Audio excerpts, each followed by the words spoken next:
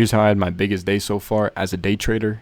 I'm not going to lie, I hate the term day trader because it sounds corny, but I am a day trader, so I'm going to embrace it and show you guys what I did today. So to start off, we are always kind of looking at the hourly time frame. I'm not really looking for a daily bias. I don't like marrying a bias, just saying I'm going to be bullish. If we're getting bearish reactions and I say I'm bullish, I'm going to feel limited. I don't really like that. So I'm more just kind of interested in the direction that it's going. And for me, my number one thing is liquidity. I'm most interested in liquidity. So I'm looking for prominent highs and lows for us to potentially target. So to start off, we had these highs up here as well as these highs here. And then we had a couple lows below, this low, and this low as well.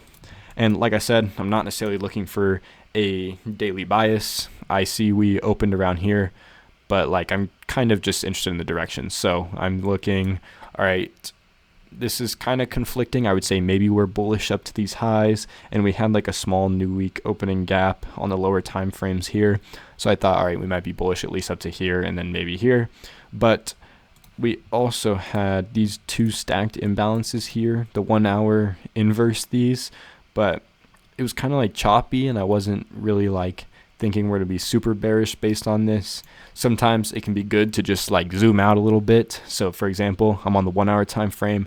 Of course, it can be good to just maybe go on to the 4 hour time frame, or if you're looking at the 1 minute time frame, go out to the 5 minute time frame and just get maybe a better perspective. So that's what I did. I look at the 4 hour and I was like, damn, it's a lot more obvious. I feel like we're way more bullish here. We have this 4 hour imbalance to the left. As you can see, we're pushing into it, rejecting, pushing into it again, rejecting, pushing into it, and then we're starting the rejection for the open today. So I'm like, all right, feels like it's a lot more obvious now. We're looking pretty bullish.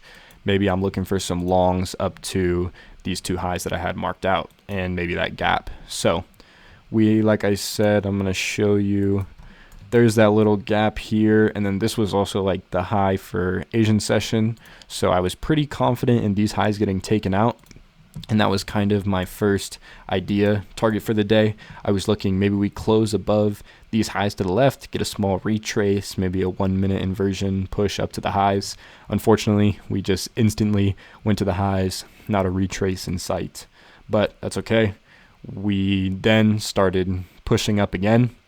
Normally, once we take out a really prominent high or low like that, like I said, our new week opening gap was there. We had the Asian highs. I thought maybe, all right, we tapped into that, we'll start reversing. But we were just showing really strong bullish pressure out of there, I guess. So I was looking, okay, maybe we could still long. We started to finally slow down a little bit here.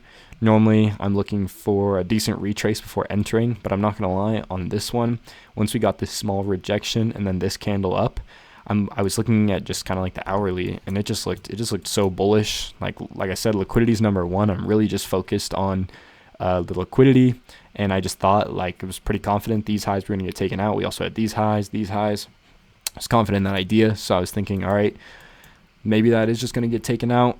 I waited for that small little rejection-ish, and then we got a candle closure above there. I entered when that candle closed, but I got a slightly better fill than the top of here. It was kind of on the way down, something like this. My stop loss was semi-arbitrary, it was kind of just to get that 1-to-1. I would say ideally I might want the stop loss somewhere in here, but it's whatever. I had it here or something. And I entered, and then I just held.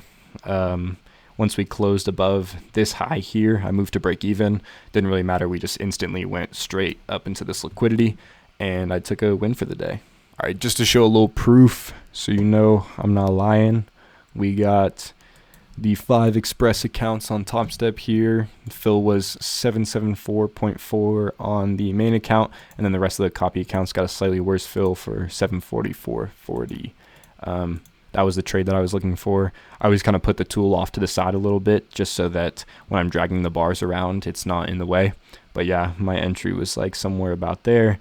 Like I said, stop loss below those lows and then targeting this high, and profit between all of them was, I'll put it in the title, but I think close to 4K, 3,500, maybe 3,750, somewhere around there. So definitely my best trading day so far. by a decent amount. And yeah, it's a great day for me. If you made it through the whole video, I appreciate you watching the whole thing. Hopefully you were able to learn a thing or two from my trade, and hopefully you were able to take a dub today as well if you did trade.